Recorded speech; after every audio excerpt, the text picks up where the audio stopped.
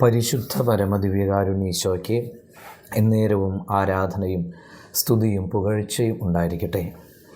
ഇന്ന് മാർച്ച് മാസം 19-ാം തീയതി ബുധനാഴ്ച, വിശുദ്ധ ഔസേപിതാവിൻ്റെ മരണ തിരുനാൾ കൊണ്ടാടുന്ന ദിവസം.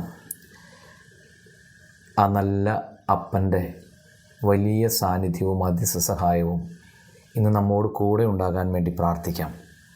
ഈ ദിവസം നൽകിയ നല്ല തമ്പുരാന് നന്ദി പറഞ്ഞ് പൂർണ്ണമായിട്ട് നമ്മെ കർത്താവിന് സമർപ്പിക്കാം.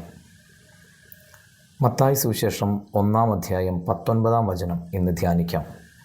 അവളുടെ ഭർത്താവായ ജോസഫ് നീതിമാനാകയാലും അവളെ അപമാനിതയാക്കാൻ ഇഷ്ടപ്പെടാകയാലും അവളെ രഹസ്യമായി ഉപേക്ഷിക്കാൻ തീരുമാനിച്ചു.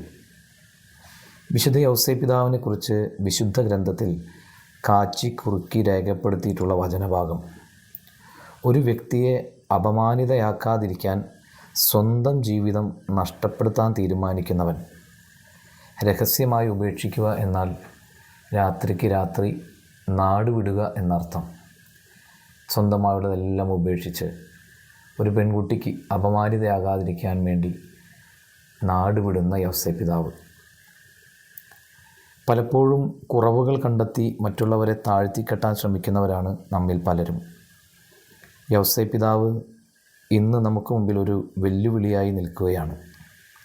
ഈശോയെ, മറ്റുള്ളവരിൽ കുറവുകൾ കണ്ടെത്തിയാലും അത് പറഞ്ഞ് അവരെ അപമാനിതരാക്കാൻ ഞങ്ങൾക്ക് ഇടവരുത്തരുതേ എന്ന് പ്രാർത്ഥിക്കാം.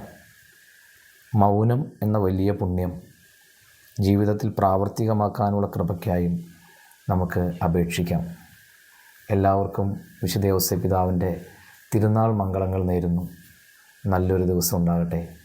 നമ്മുടെ കർത്താവ് ഈശോ മിശിഹായുടെ കൃപയും പിതാവായ ദൈവത്തിൻ്റെ സ്നേഹവും പരിശുദ്ധാത്മാവിൻ്റെ സഹവാസവും നാം എല്ലാവരോടും കൂടെ ഉണ്ടായിരിക്കട്ടെ, ഇപ്പോഴും എപ്പോഴും എന്നേക്കും. ആമേൻ.